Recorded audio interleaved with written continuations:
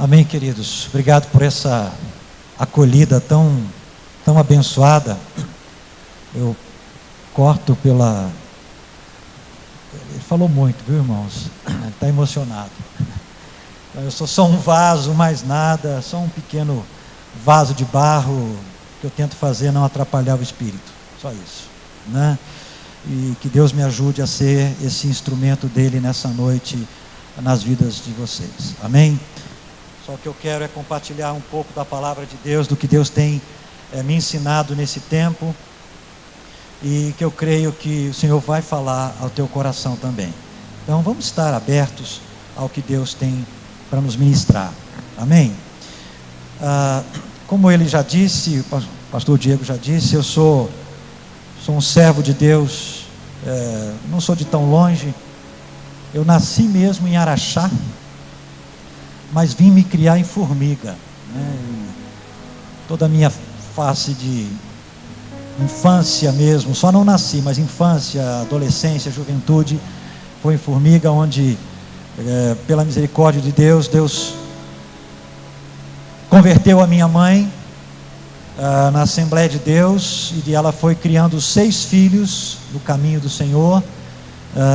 Desde pequenininho a gente já ia para a igreja, mesmo sem saber o que era a igreja, mas íamos, e o Senhor foi nos ensinando a palavra. Depois, mais tarde, na juventude, eu fui para a igreja presbiteriana, eu e meus irmãos. Minha mãe continuou na igreja dela lá, e fomos para a igreja presbiteriana, e foi onde a nossa caminhada e formação também teológica, doutrinária, na verdade se consolidou. Aos 19 anos eu fui para São Paulo, fui estudar teologia. Depois fui para Curitiba trabalhar um pouquinho, voltei para São Paulo para trabalhar. Depois fui para Salvador morar e trabalhar com missões urbanas. Depois de Salvador eu fui para Cascavel, no Paraná, para pastorear.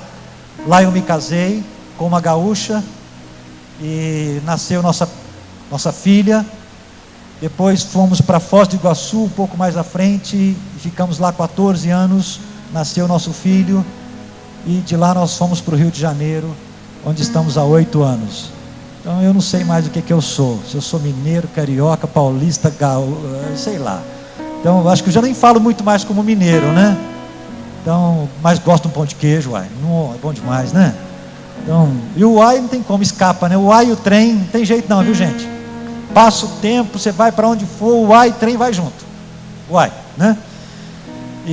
Mas tudo isso tem sido misericórdia e graça do Senhor. Então estamos agora servindo ao Senhor lá no Rio, também com a igreja e também com o seminário, dando aula num seminário teológico, seminário que a gente conseguiu fazer uma parceria com os irmãos lá em Formiga, e onde eu conheci, né, o pastor Diego e vários irmãos aqui, que tivemos um tempo juntos ali. Quem sabe Deus quer aumentar esse negócio aí, vamos orar, tem coisa surgindo aí pela frente. Então meu coração arde por isso, e jogaram um brasa aqui, aí está ardendo, né?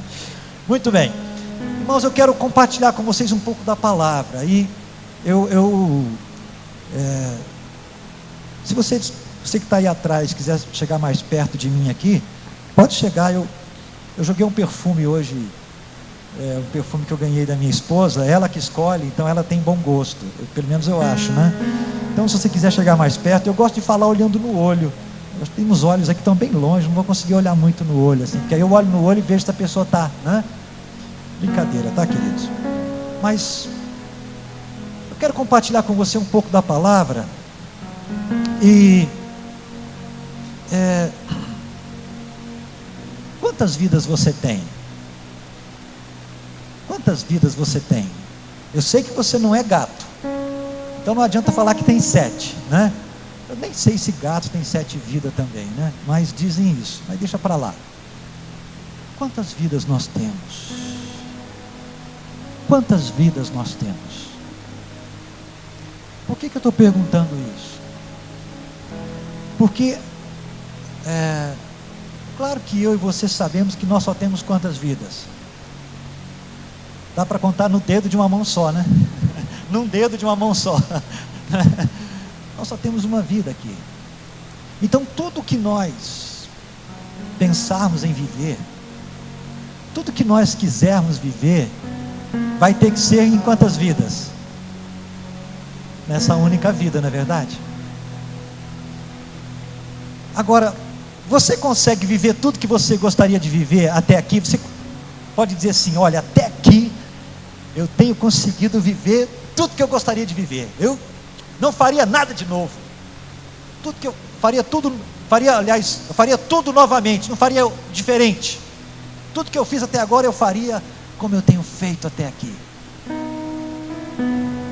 Será que a gente faria tudo exatamente como a gente tem feito até aqui? Ou algumas coisas, algumas decisões, talvez a gente pensasse melhor, buscasse um pouquinho mais de conselho, esperasse um pouquinho mais para tomar. Bom, mas agora não dá para voltar atrás, não é verdade? Agora não dá para voltar atrás. E aí, o que a gente faz? Sabe o que é maravilhoso? É que hoje Deus nos deu mais um dia.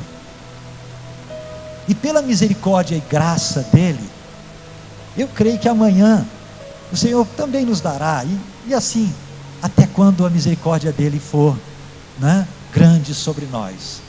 Porque são as misericórdias do Senhor que se renovam a cada manhã, não é isso que diz a palavra? Então, e sabe o que é maravilhoso? Você já parou para pensar que tamanho é a misericórdia de Deus? Quanta misericórdia Deus tem? Já parou para pensar nisso alguma vez? Para se preocupar com isso? A gente não preocupa com isso, né? Mas é muita misericórdia, não é verdade? Porque elas vivem se renovando a cada manhã.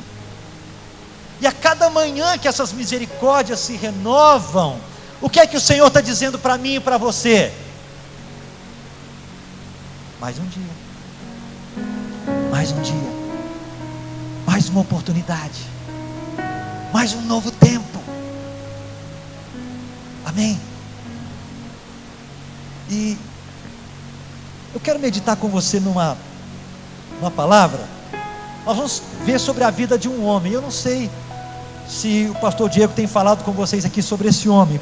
Eu acho que a gente sabe bem a história dele, mas a gente fala pouco. Pelo menos é o que eu acho, né? Pode ser que aqui seja diferente. Mas se o pastor Diego já tiver falado bastante sobre ele, tenham paciência comigo. É a primeira vez que eu venho aqui, façam de conta que vocês estão ouvindo pela primeira vez. Tá bom? Deixa eu né? Tenha misericórdia de mim. Mas eu chamei essa meditação de chamados para ir além.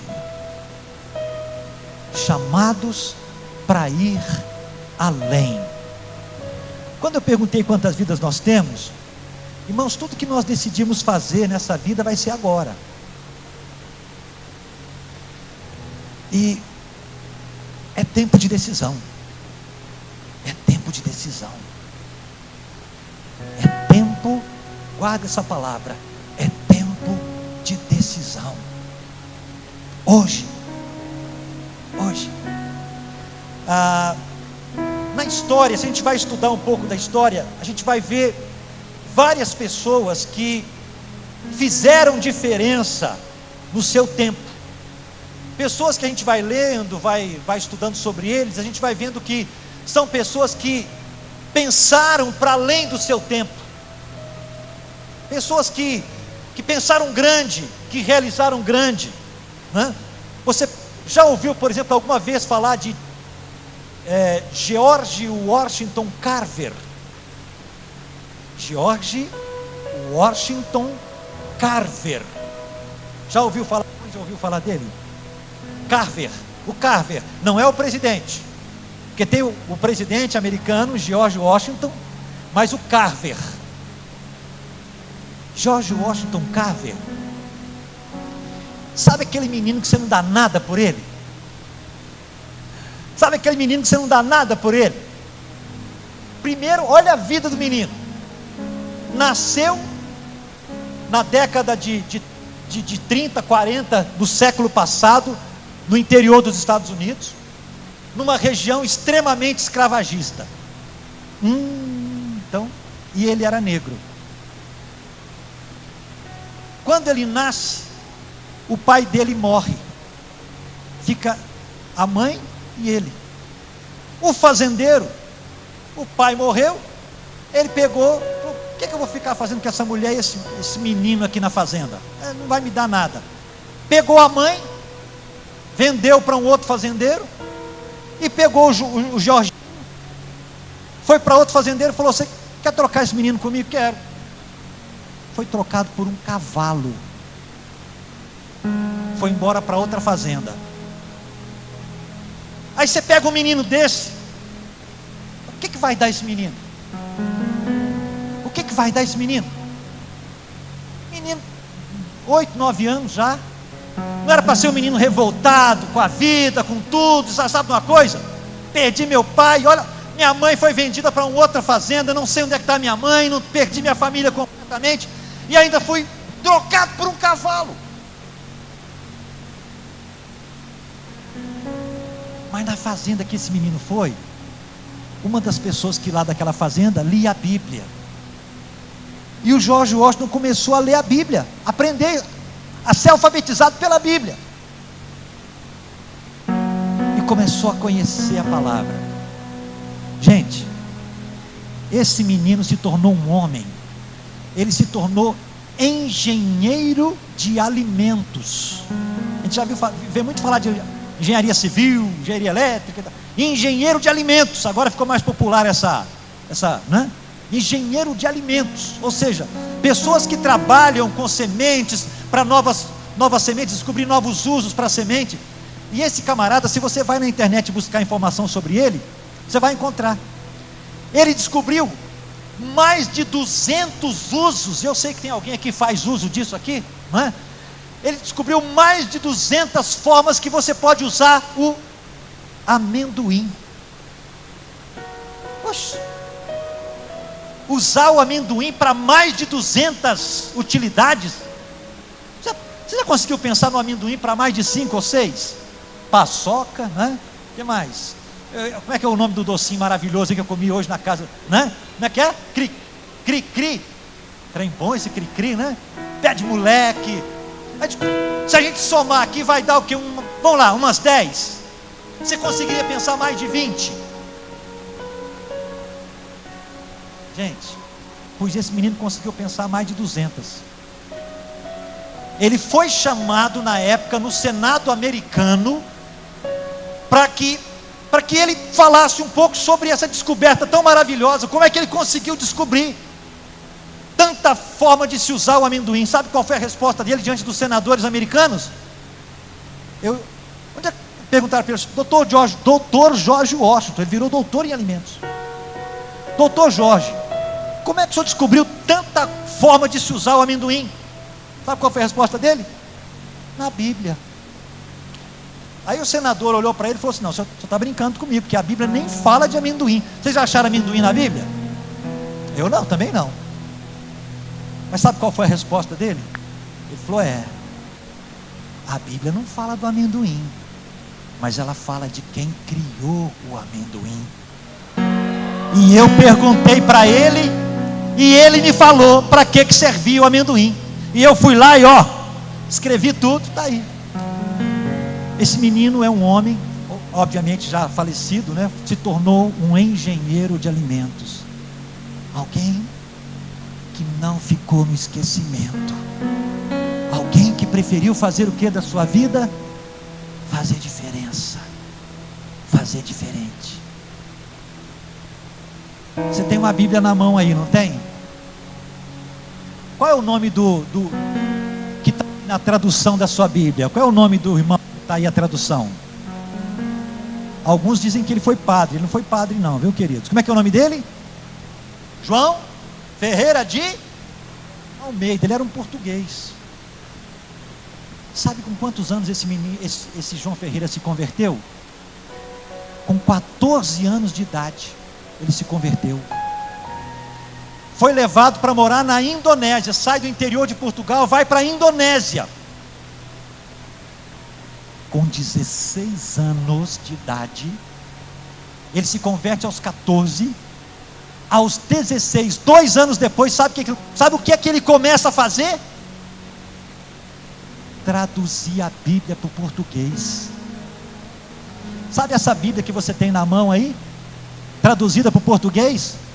Foi um menino de 16 anos de idade que começou a traduzir para você e para mim. Até hoje eu e você usamos essa Bíblia que esse menino de 16 anos traduziu.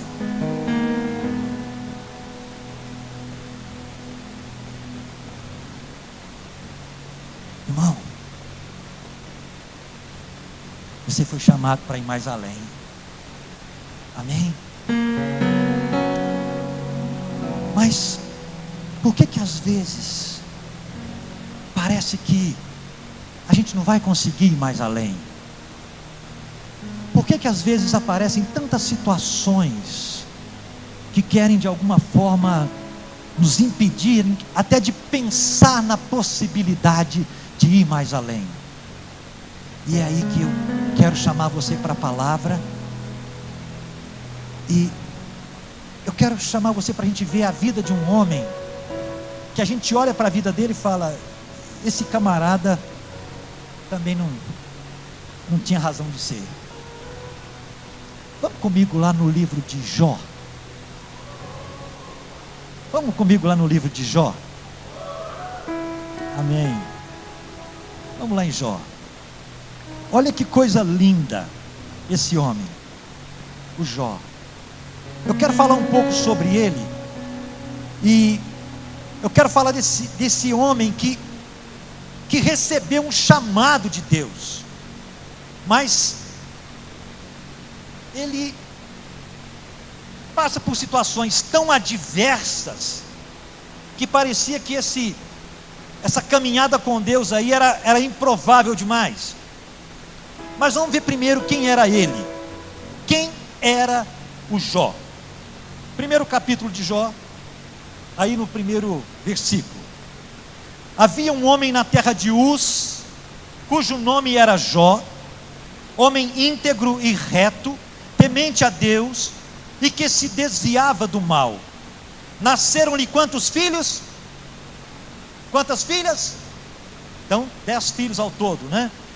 Possuía 7.000 ovelhas, 3.000 camelos, 500 juntas de bois e 500 jumentas. Era também muito numeroso o pessoal ao seu serviço, de maneira que este homem era o maior de todos os do Oriente.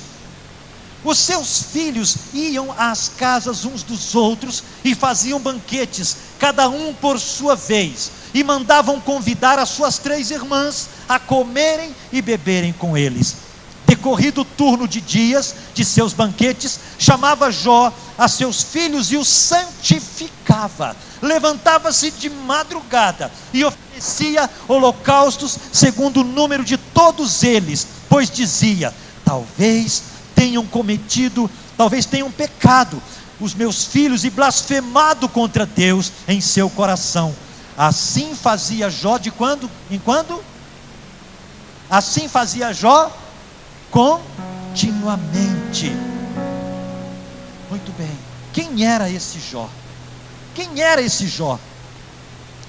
Jó, algo interessante, eu não sei, talvez vocês já saibam, mas qual é o primeiro livro da Bíblia? Qual é o primeiro livro que foi escrito? Qual é o primeiro livro que foi escrito? Qual é o primeiro livro da Bíblia que foi escrito? Qual é o primeiro livro da nossa Bíblia? Qual é o primeiro livro que foi escrito? Jó. Jó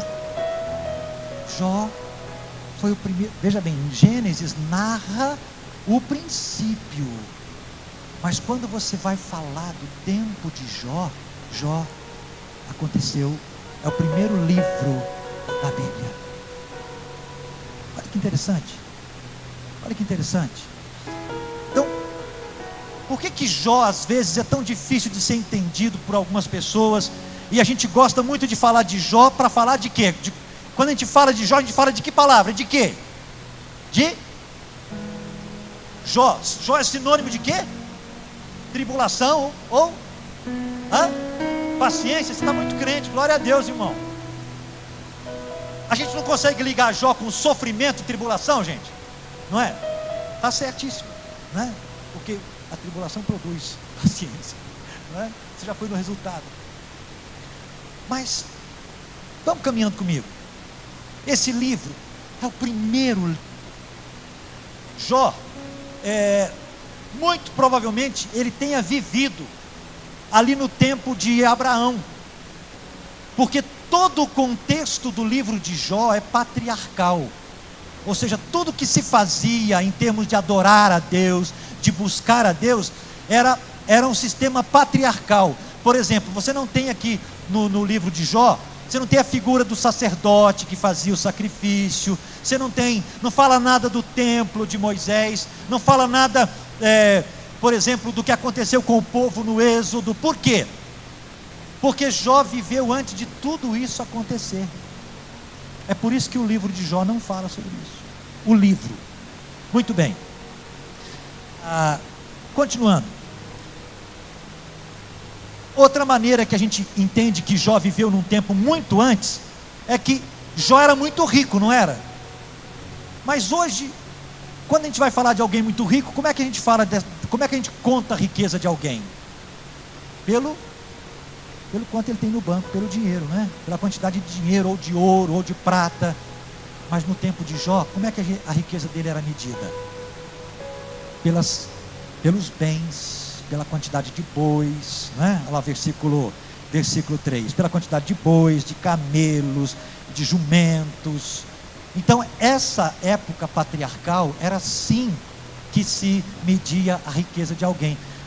O Abraão, por exemplo, não é? Abraão e Ló eram muito ricos pelos bens que tinham. Então essa era uma característica bem. Então olha o Jó, olha o tempo de Jó aí, tá? Muito bem. Continuando. Jó não era um homem qualquer na sua época. Ele era um homem o quê? Não só muito rico, mas estava entre os mais ricos, ou o mais rico do seu período. Outra coisa interessante é que esse período que Jó viveu não era um período de escrita, de muita escrita, como tempos depois, lá na época de Moisés. A época de Moisés, aí sim, já temos a escrita, mas no tempo de Jó não. Então como é que o conhecimento era passado nessa época de Abraão? As informações eram passadas nessa época de Jó pela boca. Era a chamada tradição oral, não é? Um contava para o outro o que tinha acontecido. Irmãos, isso é muito importante. Nós perdemos muito o valor do testemunho. Testemunho, contar o que Deus fez, o que Deus está fazendo, é muito importante. Porque quando eu conto o que Deus fez, eu não só fortaleço a minha fé, mas o feito de Deus gera fé no coração de quem ouve, fortalece o coração de quem ouve. Ou seja, Deus continua atuando, agindo no meio do seu povo. Então nessa época de Jó aqui, as informações, as histórias, elas iam passando contadas oralmente, chamada tradição oral. Foi assim que a Bíblia surgiu, primeiro pela tradição oral. Muito bem. Aí o texto também diz o que mais de Jó. O texto agora fala da família dele. E eu quero conversar com você sobre Jó na perspectiva de um homem que viveu nesse tempo tão longe de nós, tão longe da escrita, tão longe da informação. Porque o pastor Diego falou aqui que eu tenho sido uma influência boa na vida dele. Ele tem aprendido algumas coisas comigo, pela misericórdia e graça de Deus, pura e simplesmente. Mas a pergunta que ainda bem que a gente tem podido caminhar um pouquinho junto, mesmo à distância. Mas eu perguntaria para você, com quem Jó aprenderia alguma coisa? Porque se a gente falar de Josué, com quem Josué aprenderia alguma coisa? Quem treinou Josué? O Moisés, não é? Então, mas quem treinou Jó? Quem ensinou Jó Irmãos, presta atenção nisso, olha que coisa mais linda. Porque às vezes a gente olha, estuda a vida de uma pessoa, vê um personagem na palavra, e a gente pensa, não, esse homem tinha todas as condições de ser e fazer e viver o que ele viveu. Mas quando a gente começa a ver um pouco das dificuldades que esse homem também enfrentou, peraí, esse homem, faltava para ele referencial, faltava referencial, mas mesmo assim, olha só, esse homem marcou o tempo e a geração dele, e ele já marcava por quem ele era, pelos bens, por tudo que ele tinha, mas não para por aí. Vamos olhar um pouquinho mais, por que Jó era um homem diferente? Por que Jó foi um homem para além do seu tempo? Até agora a gente viu um pouquinho de quem ele era na sua condição social, mas vamos ver agora um pouquinho para a família de Jó. Por que Jó foi um homem para além do seu tempo?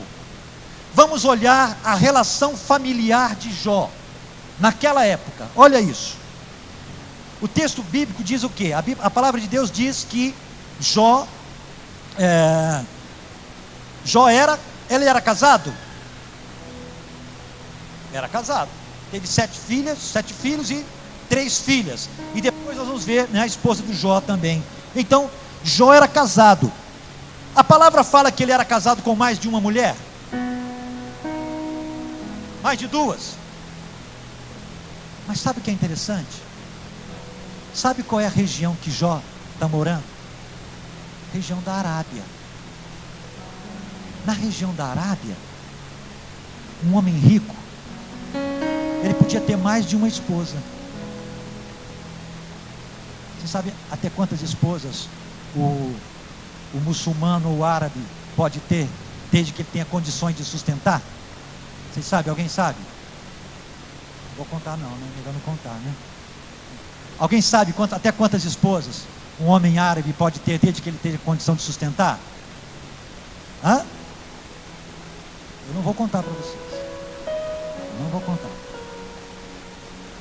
Até 4 esposas ele podia ter, desde que ele tivesse condições de respeitá-las e cuidar delas com dignidade. Não era só trazer para dentro de casa, não. Não era isso, não. Mas isso é uma cultura. Até hoje é assim. Eu morei em Foz do Iguaçu 14 anos e lá o árabe predomina. É muito interessante. Você vai para Foz do Iguaçu, você tem uma colônia árabe muito grande. Você vai para o Rio de Janeiro, você tem uma colônia de judeus muito grande. É interessante isso, né? E então lá em Foz do Iguaçu a gente via isso. Deixa eles para lá. Mas presta atenção. Quantas esposas Jó tinha? Uma. Por que Jó tinha só uma esposa? Então, Jó tinha uma esposa só. Interessante. Era incomum um homem rico ter uma esposa só, mas Jó só tinha uma. Tinha 10 filhos, 7 homens, 3 mulheres. Como eram os filhos de Jó? Era uma brigaiada naquela casa, é assim que diz a palavra? Não? Os meninos não se entendiam, fazia festa, cada um brigava com o outro, e aí não podia ir na casa do outro, porque não, vem para cá que nós estamos brigados. Era assim que diz a palavra? Os meninos faziam festa e faziam o quê? Reuniam todo mundo, mandava buscar todo mundo. Olha só, Jó conseguiu criar 10 filhos já adultos, que o relacionamento deles era muito bom. Espera aí, que tipo de educação Jó deu para esses meninos? Não é de se perguntar? Que tipo de ambiente familiar havia na casa de Jó? Não é de se perguntar? Mas veja bem, Jó não viveu numa época de livros de educação, não. Jó não viveu numa época de tanto conselheiro, psicólogo, psicoterapeuta, tanto livro como criar filho, como educar criança. Não viveu nada disso não, nem a mulher dele. Mas o que a Bíblia fala que Jó fazia? Os filhos tinham amizade uns com os outros. Mesmo com os filhos criados, olha lá o verso 5. O que diz o verso 5? Mesmo com os filhos criados, decorrido o turno de dias dos banquetes dos filhos, o que Jó fazia? Mandava chamar todos os filhos na sua casa, na casa do pai. Porque esses banquetes, eles eram fazendeiros, criadores de animais. Então havia uns tempos de colheita. Então quando havia o tempo da colheita, o que se fazia para colheita pronta? Agora vamos fazer o quê? Vamos celebrar, não é? Vamos comemorar isso aí, porque Deus nos abençoou mais um ano. Então esse povo era muito festeiro, então eles faziam muitas festas. Mas o que o Jó fazia depois de cada festa, gente? Mandava fazer o quê?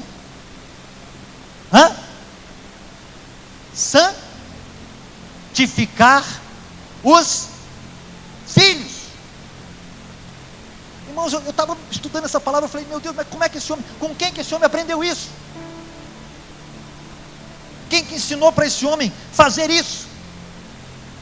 E olha como ele fazia, ele não fazia de qualquer forma não. Como é que diz o texto que ele fazia? Diz que ele chamava os filhos e os santificava. Ele levantava-se de quê? Que hora? Às 10 da manhã? De madrugada, e era de madrugada mesmo. E fazia o quê?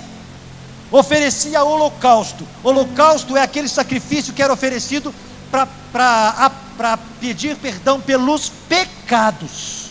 Holocausto era para isso. Quando fala de sacrifício de holocausto, era sacrifício que era oferecido a Deus para que os pecados fossem perdoados. Então Jó oferecia holocausto. Mas o Jó fazia o quê? Ele levantava de madrugada e aí chamava os filhos, falava, sabe de uma coisa? 1, 2, 3, 10. Então vou pegar uns 3 boi bonito aqui, vou fazer um atacadão aqui pelos filhos. Era assim que a palavra diz que ele fazia. Como é que ele fazia? Ele oferecia para cada filho. Irmãos, o que Jó fazia? Fica sentado aí, menino, vai sair daí enquanto não terminei com você. Espera o seu irmão, seja paciente. Depois que eu terminar o do seu irmão, aí eu faço o seu. Depois, aí você pode ir. Ele fazia isso pelos 10 filhos. Por que Jó foi um homem para além do seu tempo? Levantava-se de madrugada, oferecia holocaustos por cada um deles. Não fazia isso em resposta ao que eles fizeram. Mas o que é que diz o texto? Diz que, o que é que ele diz? Qual era a motivação que ele tinha para fazer esses holocaustos? Pois dizia, no final do versículo 5, talvez os meus filhos tenham pecado nessas festas aí, e eles tenham blasfemado contra Deus no seu coração. Não era porque algum servo dele chegava lá e falava assim, Jó, seus filhos, encheram a cara e falaram muita bobagem, seus filhos perderam a estribeira. Não era porque ele ouvia alguma coisa que alguém contava para ele, mas Jó fazia isso segundo o coração dele, que era o coração de quê? Pode ser que os meus filhos tenham pecado, então filhos venham. E os filhos iam, e Jó passava o dia sacrificando para santificar os seus filhos. Ele fazia isso continuamente, habitualmente. Jó era um homem que chegava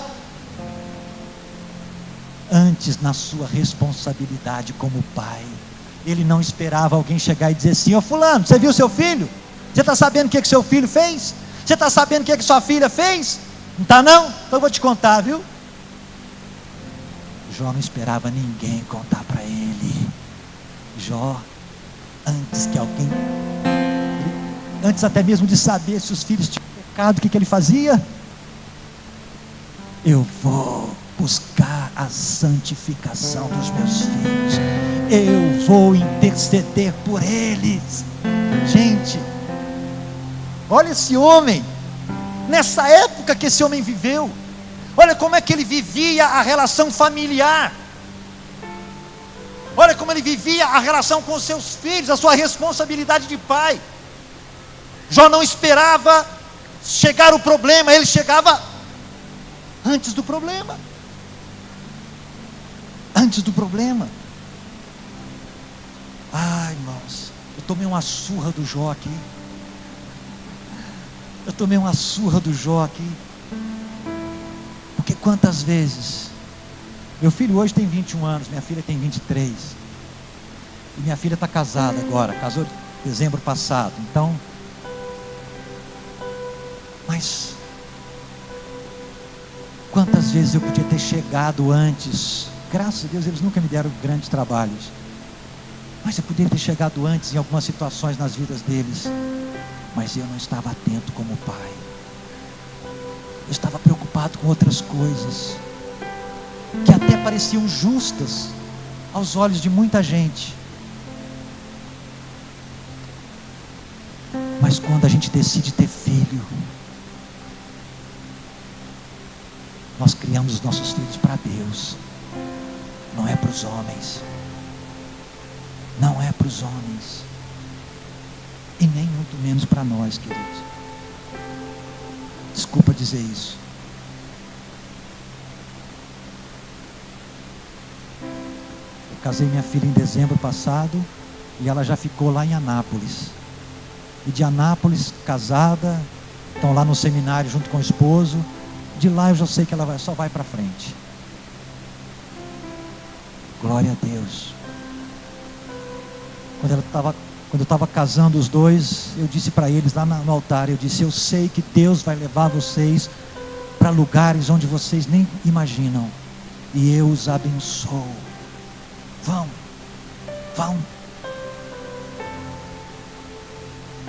Acha que é fácil?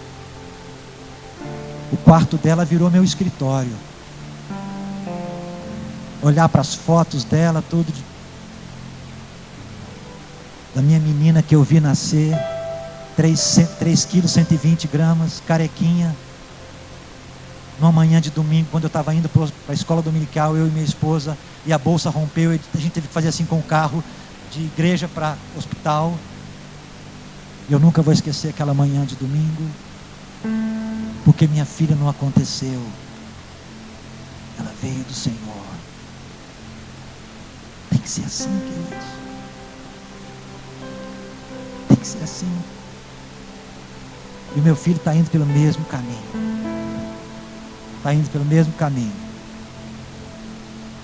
Eu estou aqui hoje, esse final de semana, mas amanhã ele está ministrando louvor lá na igreja, porque seria a minha responsabilidade, e ele está assumindo no meu lugar. Misericórdia de Deus, misericórdia de Deus. Irmão, você conseguiria pensar num Jó como um pai tão cuidadoso dessa forma? Quem ensinou isso para Jó? Qual livro que ele leu sobre isso? Qual palavra, qual Bíblia que ele leu sobre isso? Os referenciais que ele tinha antes, Noé?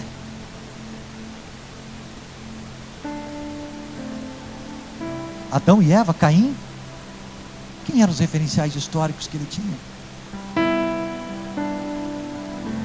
Irmão, vamos para frente.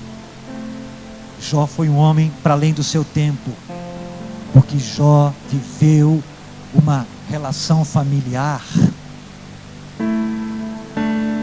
não só exemplar. Jó buscou fazer o melhor. Jó buscou fazer o melhor. Amém, queridos? Jó também foi um homem para além do seu tempo, nas suas relações sociais. Como? Olha só, olha o que o texto vai dizer.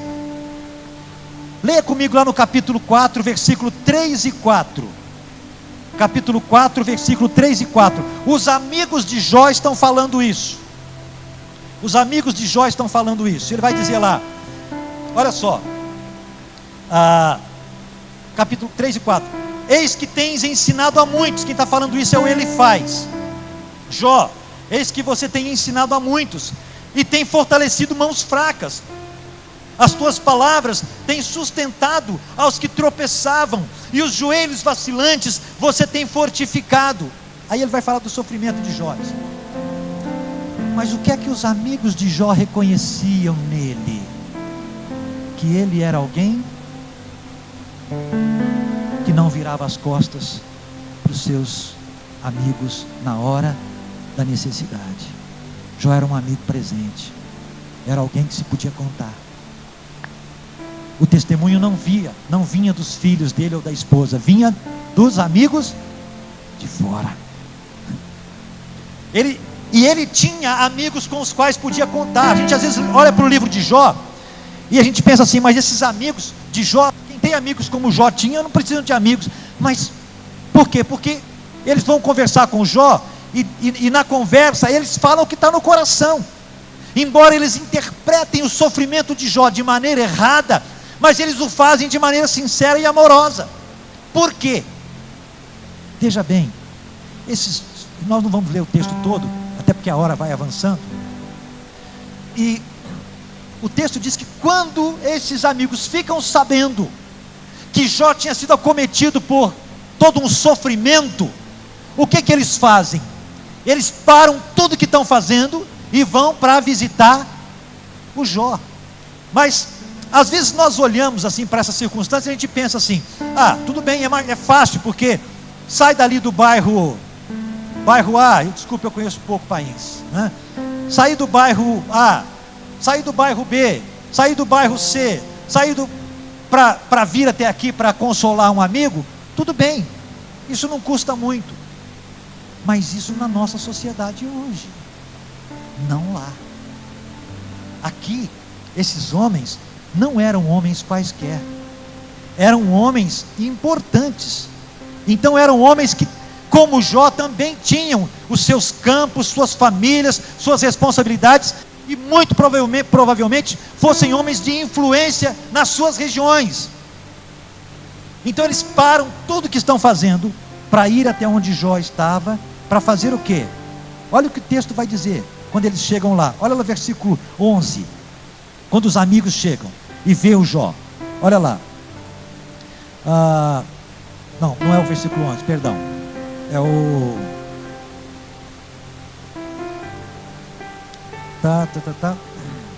aqui, eu estou lendo errado aqui, tá?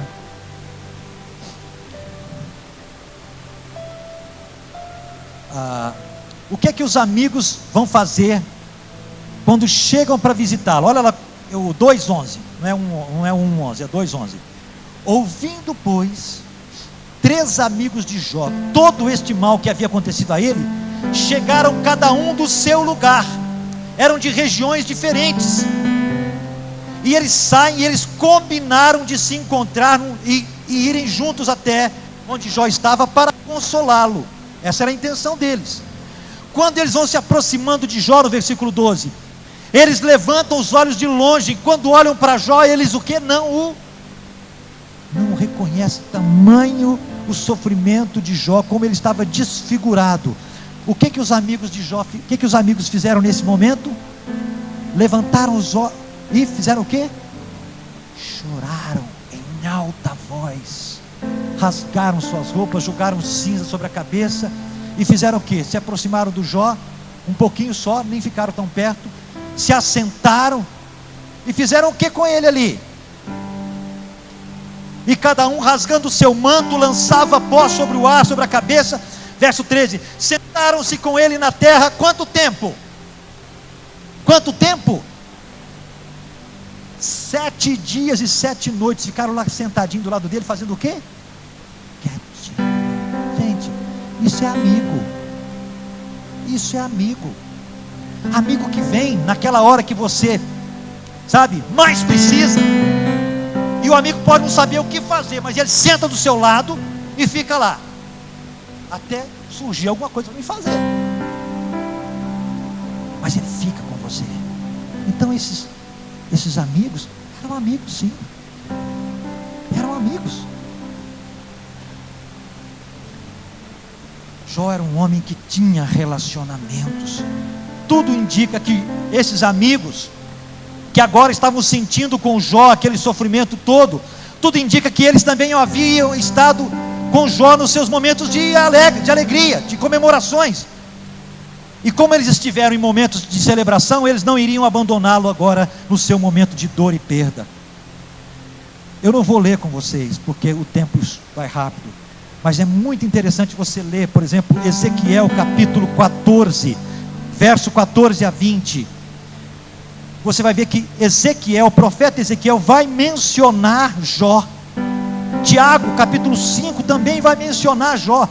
E quando Ezequiel capítulo 14, verso 14 e 20 vai mencionar Jó, vai dizer que vai mencionar Jó falando da integridade dele. Então, o testemunho de Jó percorreu a história. Ezequiel vai falar, Tiago também vai falar lá na frente. Então Jó era um homem que tinha boas relações sociais, era um homem para além do seu tempo também, considerando aquele tempo, nas relações que ele teve, porque ele teve relacionamentos fortes. Versículo, terceiro ponto aqui importante, e aí presta atenção nisso. Onde é que Jó foi um homem para além do seu tempo, irmãos? O que aconteceu com Jó? O que aconteceu com Jó? Se a gente lê no capítulo 2, capítulo 1 mesmo, já começa, capítulo 2, na verdade, começa falando, capítulo 1 ainda, começa falando de algumas adversidades que Jó começa a passar. No versículo 13 começa lá: um dia em que os filhos de Jó estavam comendo e bebendo, 1:13, na casa do irmão primogênito, veio um mensageiro e disse a Jó: Jó, os bois lavravam e as jumentas pastavam junto a eles. De repente deram-se sobre eles os sabeus e os levaram, e mataram os seus servos ao fio da espada. Só eu escapei para te trazer a nova. Falava ele ainda quando veio outro e disse: Jó, fogo de Deus caiu do céu e queimou as ovelhas e os servos e os consumiu. Só eu escapei para trazer a tia nova. Verso 17. Falava este ainda quando veio outro e disse: dividiram-se os caldeus em 3 bandos, deram sobre os seus camelos, levaram e mataram os seus servos ao fio da espada. Só eu escapei para trazer-te a nova. Também este falava quando ainda veio outro, dizendo: olha, Jó, estavam teus filhos e tuas filhas comendo e bebendo vinho na casa do teu irmão primogênito. Eis que se levantou o grande vento do lado do deserto e deu nos 4 cantos da casa e caiu sobre eles e morreram. Só eu escapei para te trazer a nova. O que aconteceu com Jó? O que Jó fez aí? O que aconteceu com Jó nesse momento? Jó foi um homem para além do seu tempo, até mesmo em relação à dor e ao sofrimento. Presta atenção nisso. Primeiro, ele recebe a notícia de que ele está perdendo todos os seus bens. Perder bens é uma coisa, é muito triste, mas você ainda, é aquela história dos vão-se os anéis, mas ficam-se os dedos, né? Tem os dedos, a gente vai adquirir outros bens, mas a coisa não para por aí. Ele já começa perdendo os anéis, aí vem outra notícia que ele também perde os dedos, os 10 dedos, os 10 filhos. Mas não para por aí, não para por aí. Mais à frente, o que ele vai perder lá no capítulo 2? Ele vai perder também a sua saúde. Ele vai perder a saúde. Ele é acometido de uma doença sem precedentes. Olha só, o versículo 7. Versículo 7 e 8. Então saiu Satanás da presença do Senhor e feriu Jó de tumores malignos, desde a planta do pé até onde? O alto da cabeça. Jó, sentado em cinza, fez o quê? Pegou um caco, porque aquilo gostava. Dá para imaginar isso? Eu não consigo.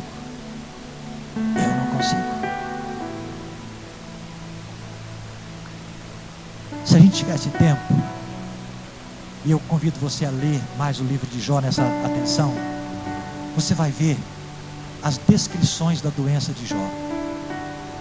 Ele não conseguia nem dormir. Ele pensava assim: eu vou tentar dormir um pouquinho, porque se eu dormir, pelo menos eu saio um pouco da realidade. Mas ele diz: olha, nem dormir eu consigo, porque a incomodação, a dor era tanta, que ele tinha pesadelos horríveis. Então ele não conseguia nem descansar, momento algum.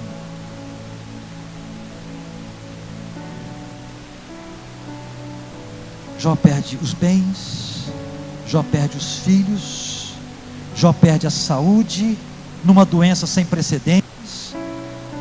Jó perde todo o prestígio e prazer. Jó perde a vontade de viver, porque a partir daí ele começa a pedir a morte para ele. Era melhor não ter nascido.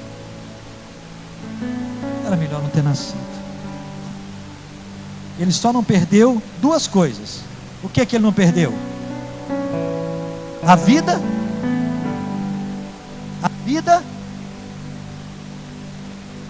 e a fé. Certo? Ele não perdeu a vida e a mulher, a esposa. A esposa estava lá. E às vezes a gente é injusto com a esposa de Jó, porque acha que ela foi até usada pelo diabo para falar o que ela falou. Sabe o que é uma mulher transtornada, vivendo o luto de 10 filhos? Perdeu tudo. E agora ela está vendo o marido dela morrendo aos poucos, sendo comido por vermes. Essa mulher não tem razão de viver. Jó, e quando ela diz para ele: Jó, acaba com isso, Jó, acaba com isso. Ainda era em submissão a ele. Sabe por quê? Porque ela dependia dele até para continuar vivendo, ou para morrer.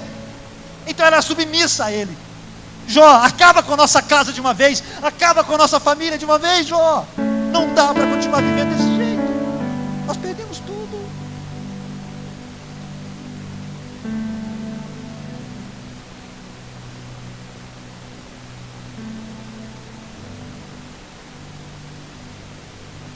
O que o Jó faz? O que o Jó faz? Jó, mulher, não faz isso não. Ele não chama ela de louca. Ele diz: você fala como uma. Você não é. Irmãos, olha como é linda a palavra de Deus. Jó não macula a identidade da esposa. Jó não condena a identidade da sua esposa, porque ele não diz: mulher, você é uma louca. Ele diz: não, mulher, não fale como uma, porque você não é uma. Não fale como uma. Porque se a gente recebe o bem, também podemos receber o mal. Misericórdia.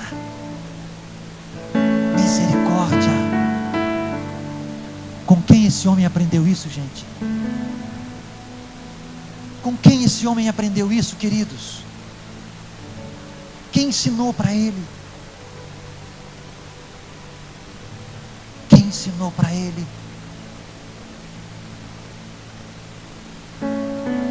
Jó também foi um homem para além do seu tempo na sua relação com Deus, porque em meio a todo aquele sofrimento.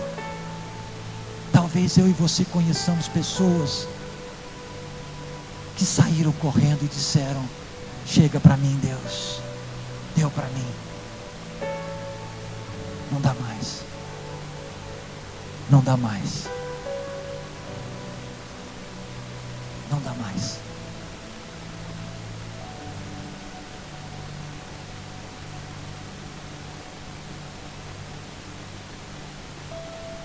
Muito embora aquilo que Jó conhecesse de Deus precisasse passar por um aperfeiçoamento, mas o que Jó nutria em relação a Deus era muito forte para alguém do seu tempo, daquele tempo. Quer ver? Primeiro, capítulo 1, versículo 1. O que Jó tinha lá? Capítulo 1, versículo 1. Como era Jó em relação a Deus? Ele era temente a Deus. Lá naquele tempo da abundância, ele era conhecido por ser temente a Deus. O que é que Salomão vai falar em Provérbios capítulo 9, versículo 10? Quem se lembra desse versículo de cor? Ou capítulo 1, versículo 7? A primeira frase: o temor do Senhor é o quê? É o princípio da sabedoria. Onde é que Jó estava aprendendo tudo que ele estava aprendendo, irmãos? Onde é que o caráter de Jó estava sendo formado? Onde, irmão? No temor a Deus. O temor a Deus. Continua. O temor a Deus, do qual Salomão chamava de princípio da sabedoria. Jó reconhecia a necessidade de ser íntegro. De alguma forma, Jó percebia o caráter santo de Deus. De alguma forma, Jó identificava o caráter santo de Deus, e de alguma forma ele precisava se parecer com Deus.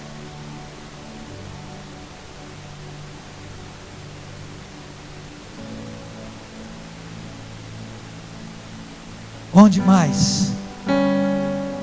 Como era a relação de Jó com Deus? Jó temia a Deus. Olha que coisa linda o que Jó vai dizer lá no capítulo 1, 20, versículo 20, quando ele perde os bens. Qual era a compreensão que Jó tinha aí, meus irmãos? Quando ele recebe a notícia do que ele está perdendo, ele diz lá: então Jó se levantou, rasgou o seu manto, rapou a cabeça, lançou-se em terra e fez o quê? E fez o quê?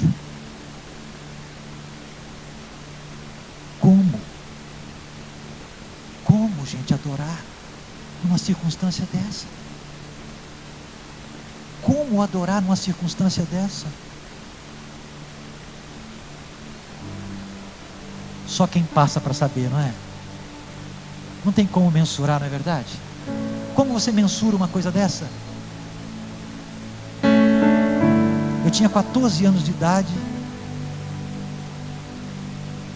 Meu pai sai de casa, volta infartado à noite.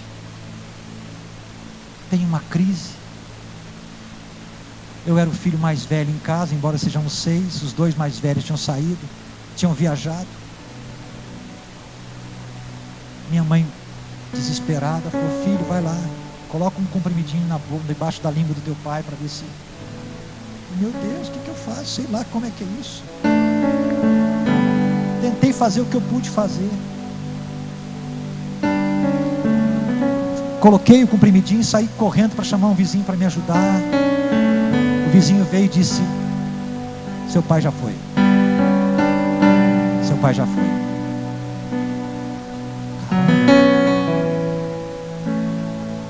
Eu só me lembro, depois de ter que correr atrás das providências que tem que ser tomadas, vocês sabem disso. Mas eu era um menino de 14 anos. Me lembro de minha mãe entrar num desespero, um choro, uma tristeza muito grande. Eu só me lembro de pegar a Bíblia, uma cena difícil de esquecer, pegar a Bíblia e pegar minha mãe, levar ela lá para o quarto dela e falar: vem, fecha a porta. Eu me lembro quando eu fechei a porta, tinha a tampa do caixão, estava ali do lado, ali, dizendo: misericórdia. Mas abri no Salmo 23 e comecei a ler com ela o Salmo 23 e a pedir que Deus trouxesse consolação para os nossos corações. Como? Não sei. Ele é fiel. Ele é fiel. Ele é fiel.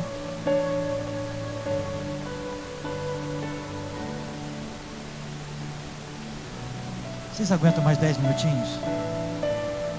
Eu vou correr aqui.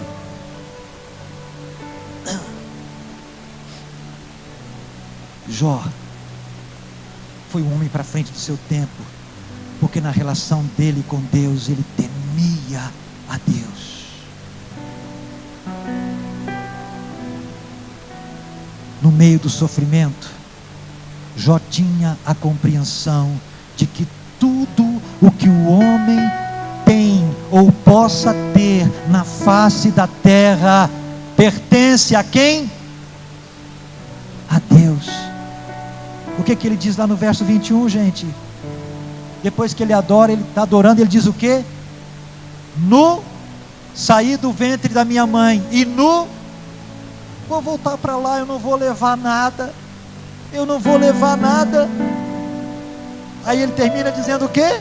O Senhor, o Deus, deu, e o Senhor tomou. Bendito seja o nome do Senhor. Jó, irmãos, eu não consigo entender isso. Como é que esse homem conseguiu essa compreensão de que tudo que ele tinha era de Deus? Uma coisa é a gente pensar no que a gente tem na carteira, no bolso, no banco, é de Deus.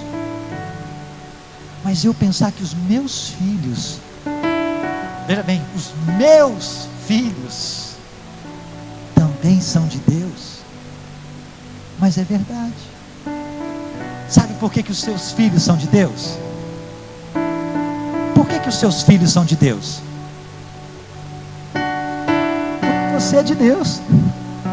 Está certo. Isso é uma herança do Senhor, diz o salmista. Mas porque você é pai, você também é de Deus. Então somos todos dele. Somos todos dele.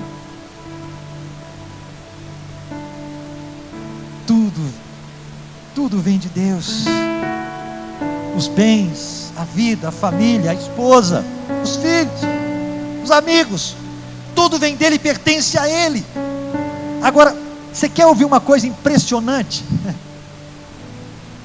Você quer ver uma coisa impressionante? Porque até Satanás sabia disso. A gente não pode acreditar no que o Satanás fala. Mas o Satanás diante de Deus, ele não pode mentir. E quando Deus pergunta para ele, ele tem que responder. Ele não pode mentir. Olha o que o Satanás fala a respeito de Jó. Olha que coisa interessante lá no capítulo 1, versículo 10. Olha lá. O Senhor pergunta para ele: você viu meu servo Jó? Sim. Aí o verso 9 ele responde. Então Satanás respondeu ao Senhor: porventura o Jó te serve à toa? Né? Assim, sem nenhuma segunda intenção. Verso 10, olha o que ele diz: acaso não o cercastes com sebe, a ele, a sua casa e a tudo quanto tem? A obra de suas mãos abençoastes, e os seus bens se multiplicaram na terra. Então, de fato, tudo pertence a quem, irmãos? A Deus. Eu e você pertencemos a Deus. Sabe por que a gente se preocupa tanto com os nossos filhos, com a casa que a gente não tem e gostaria de ter, ou com a casa que a gente tem? Sabe por que a gente se preocupa com essas coisas?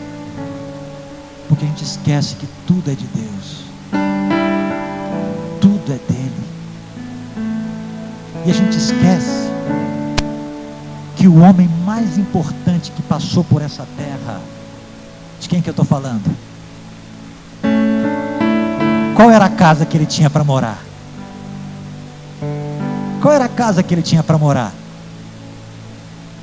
Qual era o carro que ele usava para passear?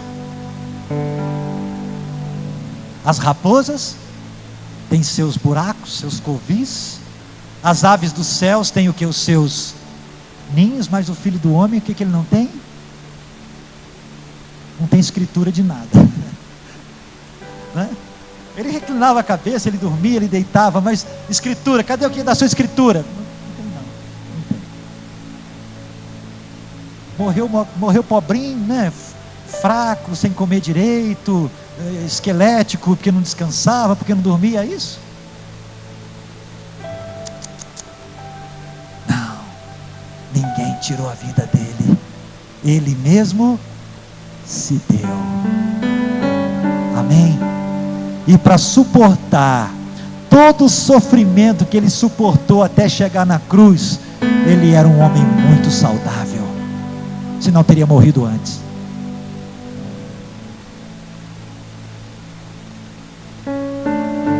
Amém?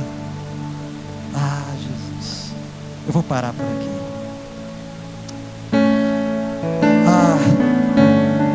Deixa eu só falar essa. Jó era um homem para além do seu tempo, também porque Jó compreendia, olha isso que tremendo, ele compreendia que Deus não era o culpado pelos infortúnios dos homens. Ele tinha essa compreensão. Verso 22, depois lá que ele diz, depois que ele adora, ele vai dizer no verso 22, em tudo isto Jó não pecou, nem atribuiu culpa ou falta alguma a Deus. Jó não virou para o céu e disse: oh Deus, por que tu fizestes isso comigo? Oh Deus, por que tu permitiste isso na minha vida? Oh Deus, o Senhor é ingrato, o Senhor brigou comigo, o Senhor está brigado comigo, Deus. Não.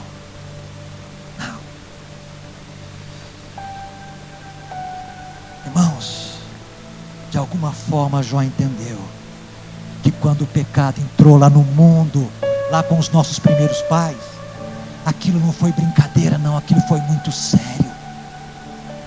Quando Deus falou para Adão: Adão, o dia que você comer desse fruto, você vai morrer. Deus não estava brincando, não era uma frase de efeito, Deus estava falando a verdade. E quando ele comeu, a morte entrou no mundo. Ele não morreu imediatamente, mas a morte entrou, começou a surgir então as doenças no corpo, doenças na alma, doenças nos relacionamentos, doenças. A morte entrou no mundo. E lamentavelmente, irmãos, hoje nós colhemos o fruto da morte, do nosso pecado,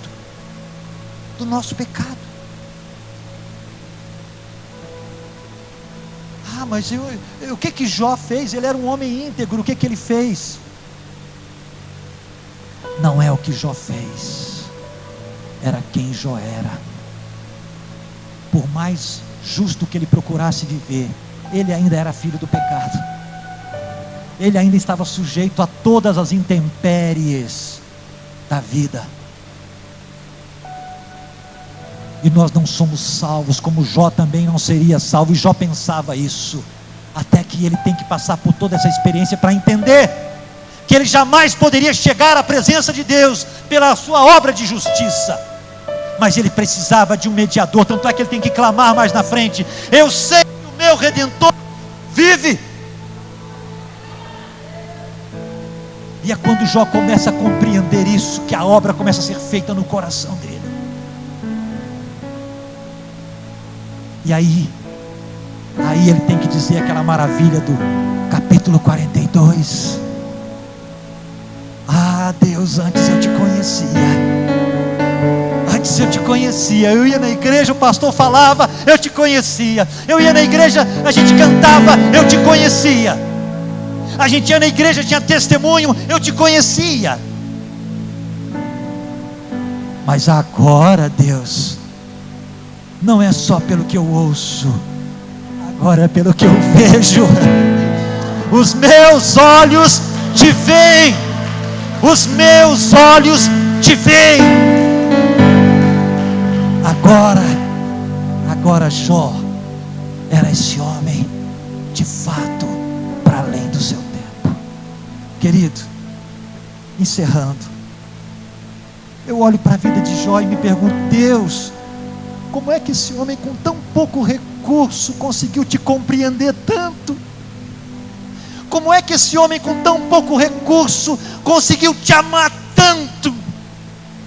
Como é que esse homem com tão pouco recurso conseguiu ser fiel de tal maneira? Como?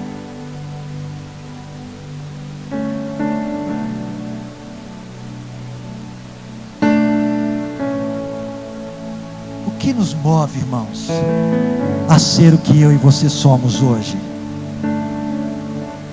O que nos motiva a fazer o que nós estamos fazendo? À medida que Jó perseverava, ele crescia na fé, crescia no conhecimento e crescia na intimidade com Deus. Mas isso foi gradativo, foi acontecendo na vida dele. Irmãos, eu comecei perguntando: quantas vidas nós temos? Quantas vidas nós temos? Hoje, se o Senhor te perguntasse: você gostaria de viver novamente a sua vida da forma como você viveu até aqui? Se eu te fizesse voltar e você pudesse viver até aqui tudo novamente, você viveria da mesma forma?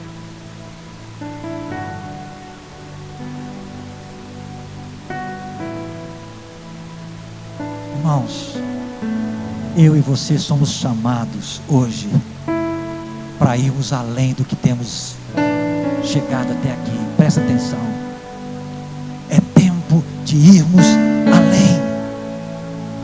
É tempo de irmos além. Eu não sei o que você tem ouvido, o que eu tenho ouvido, mas as pessoas às vezes olham para mim e dizem assim: não sai de país, não vai muito longe não, você não vai dar muita coisa não.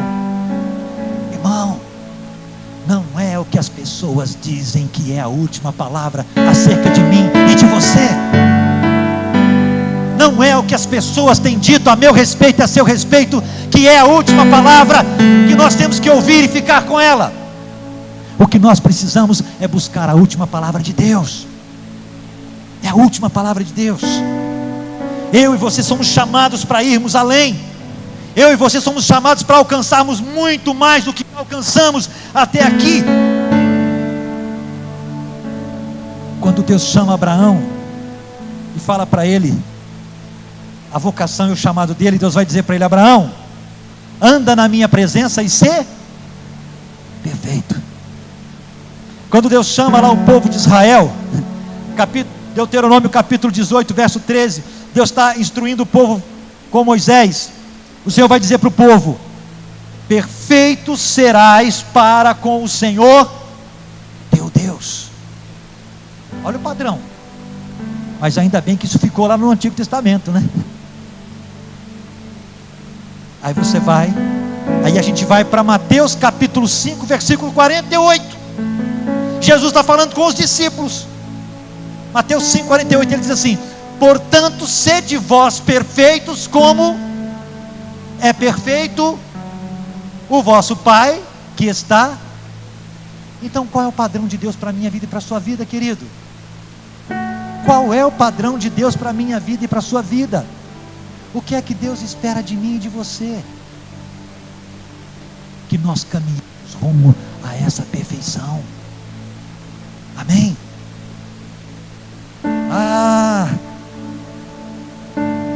Eu tenho uma palavra para você, para a gente encerrar agora. Encerrando mesmo. Isaías 54, versículo 2. Isaías 54, versículo 2. Alarga a tua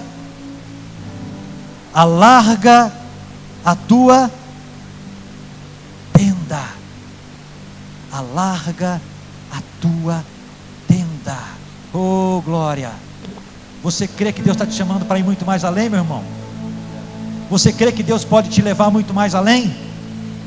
Alarga o espaço da tua tenda, estenda-se o toldo da tua habitação, e não o impeças. Alonga as tuas cordas e firma bem as tuas estacas, porque transbordarás para a direita e para a esquerda, e a tua posteridade possuirá as nações, e fará com que se povoem as cidades assoladas. 1 Coríntios capítulo 2, versículo 9. O que o olho não viu, o que o ouvido não ouviu, o que não penetrou no coração do homem, no coração humano, isso é o que Deus tem preparado para quem? Isso é o que Deus tem preparado para quem? Para aquele que o ama. Bem, querido, nós amamos a Deus. Nós amamos a Deus. Ele nos chamou para ir além. Ele nos chamou para ir além. Vai além, querido. Vamos além. Com Ele a gente pode.